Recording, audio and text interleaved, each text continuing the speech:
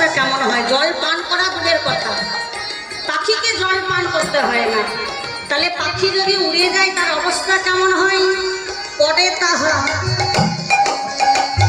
আমারে পরে তাহা তেজিয়া পড়া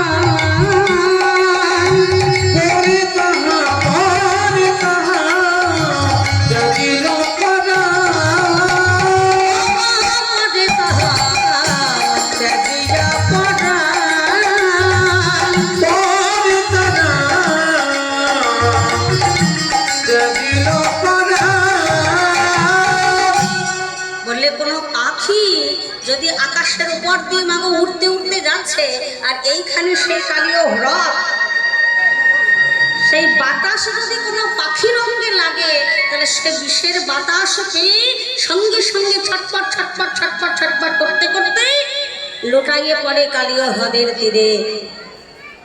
আর কোনো পশু যদি ভুলেও একবার তার তীরের উপর